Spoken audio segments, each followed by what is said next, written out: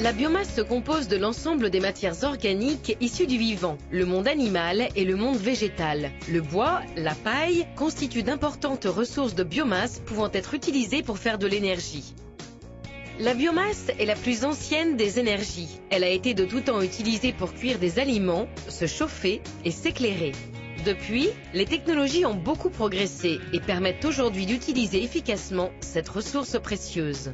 La collecte de la ressource est entièrement mécanisée. On récupère ici les résidus de l'exploitation de la forêt, en particulier les branchages.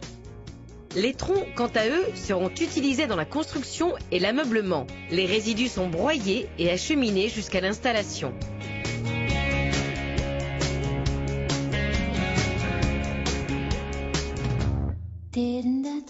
Au contraire des énergies conventionnelles, comme le pétrole, la biomasse est une source d'énergie renouvelable, pour autant qu'on replante ce que l'on coupe.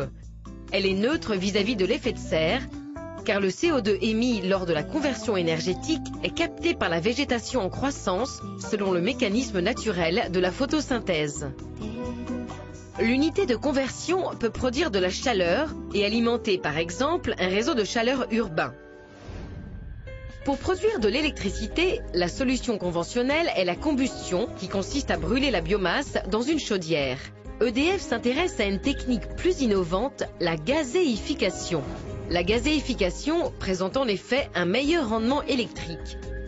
Avec la même quantité de biomasse, on produit plus d'électricité. La gazéification, comment ça marche? Examinons ce qu'il advient d'une particule de biomasse entrant dans le réacteur.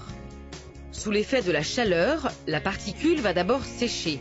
L'eau contenue dans le bois va s'évaporer. Ensuite, la particule va pyrolyser. Des gaz vont s'échapper, en particulier du monoxyde de carbone, le CO, la molécule rouge et noire, et de l'hydrogène, la petite molécule blanche. Le bois s'est ainsi transformé en charbon de bois, similaire à celui que vous utilisez dans votre barbecue. C'est sur cette particule de charbon de bois que va maintenant se produire la gazéification proprement dite. Sous l'action de la vapeur d'eau, le charbon de bois va se gazéifier en CO et hydrogène. À la fin de cette opération, il ne reste plus que des cendres. La gazéification consiste donc à casser les polymères complexes de la biomasse pour former un gaz, c'est-à-dire des molécules toutes simples, ici essentiellement du CO et de l'hydrogène. Ce gaz peut avoir plusieurs applications. Il peut être utilisé dans un moteur pour produire de l'électricité.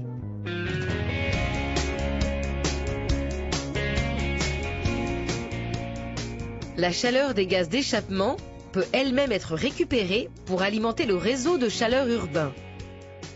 Ce gaz peut aussi être transformé en méthane, chimiquement identique au gaz naturel, mais renouvelable celui-là. Ce gaz naturel de synthèse est injecté dans le réseau existant pour alimenter les chauffe-eau et les appareils de cuisson. Le gaz peut enfin être utilisé pour fabriquer des biocarburants qui seront utilisés dans vos voitures. C'est au cœur d'un réacteur catalytique que nos molécules de CO et d'hydrogène vont former progressivement une chaîne d'hydrocarbures synthétiques. Sa qualité est même supérieure au gazole que nous connaissons.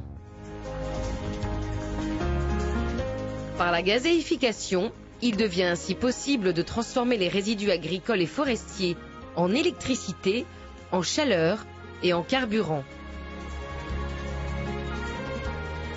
Respectueuses de l'environnement, ces bioénergies permettront demain de satisfaire une partie significative de nos besoins.